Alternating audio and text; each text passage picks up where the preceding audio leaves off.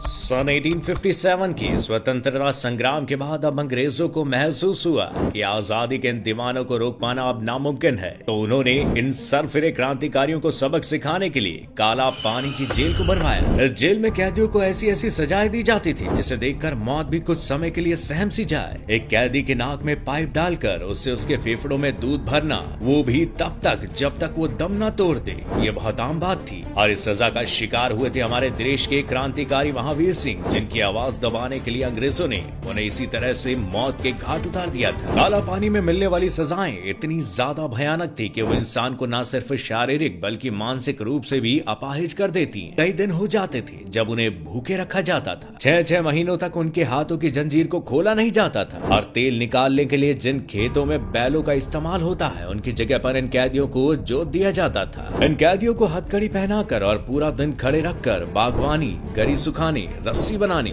नारियल की जटा तैयार करने, कालीन बनाने, तौलिया बुनने जैसे काम करवाए जाते थे। और नरक से भी बदतर इन हालात में रहने वाले लोगों के साथ हर वो चीज हरकत की जाती थी जिससे इंसानियत शर्मसार हो जाती थी। और इसका बेस्ट एग्जाम्पल है क्रांतिकारी उल्लासकर दत्ता की कहानी, जिन्हें एक दिन जेलर बैरी ने दिन भर में 3 लीटर सरसों का तेल पेरने का काम दिया था, जबकि एक दिन में बैल भी सिर्फ 2 लीटर ही तेल निकाल पाता था। इस काम को करने के लिए हमारे उल्लासकर दत्ता ने साफ मना कर दिया था, जिसके बाद इंसानियत भूल चुके अंग्रेज सिपाहियों ने उन्हें 3 दिनों के लिए हाथ बांधकर छत से लटका दिया था। और इन 3 दिनों में बिना खाए पिए उल्लासकर दत्ता अपनी मानसिक स्थिति खो चुके थे। यहाँ के कैदियों की हालत इतनी बदतर थी कि इन्हें खाने के लिए खाना तो दिया जाता था, लेकिन वो खाना खाने लायक नहीं होता था। जेल के कैदियों को 4.5 x 2.7 m के कमरे में रखा जाता था, जिसमें लोहे के सरिये लगे हुए थे और कमरे में 3 मीटर ऊपर एक खिड़की लगाई गई थी, जो कि कैदियों की पहुंच से काफी दूर हुआ करती थी। इनके इस छोटे से सेल में 2 मटके रखे जाते थे, जिसमें एक में पीने के लिए पानी रखा जाता था और इस मटके में रखा यह पानी बिल्कुल भी पीने के लायक नहीं हुआ करता था। इसमें पहले से ही कीड़े मकोड़े हुआ करते थे, लेकिन प्यास लगने पर कैदियों को सिर्फ इस गंदे पानी का ही सहारा था। सेल में रखा दूसरा मटका कैदियों को टॉयलेट करने के लिए दिया जाता था। जी हाँ, इन कैदियों को अगर टॉयलेट लगी हो तो इन्हें इसी मटके में करना पड़ता था। इसका मतलब खाना और टॉयलेट दोनों एक जगह। इस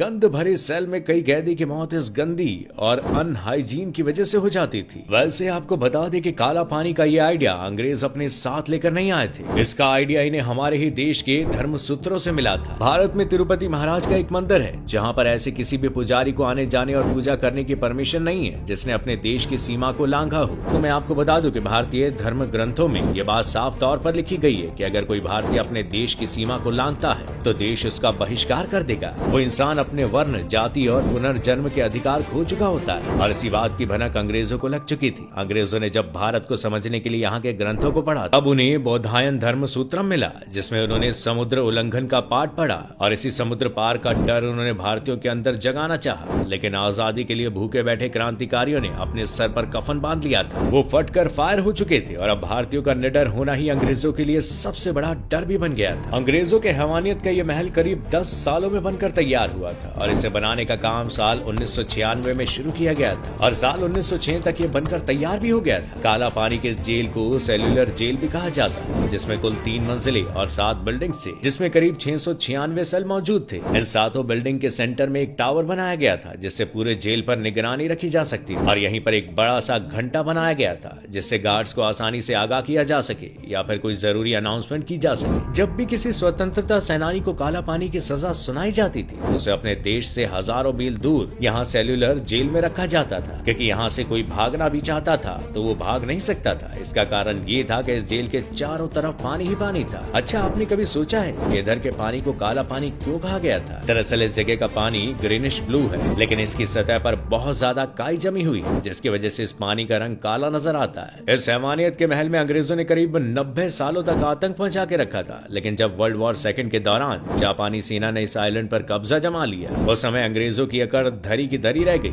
जापानी सेना ने ब्रिटिशर्स की बनाई जेल में उन्हें ही बंदी बना लिया था और जैसे वर्ल्ड वॉर 2 खत्म हुआ, इस जेल को हमेशा हमेशा के लिए बंद कर दिया गया और आज इस जगह को म्यूजियम में तब्दील कर दिया गया है, जहां हर उस तस्वीर को दिखाने की कोशिश की गई है कि कैसे ब्रिटिशर्स भारतीय क्रांतिकारियों से इतना ज्यादा डरे हुए थे कि उन्होंने इन सरफिरे इनकलाबियों को काबू करने के लिए एक पूरी जेल ही बना दी थी।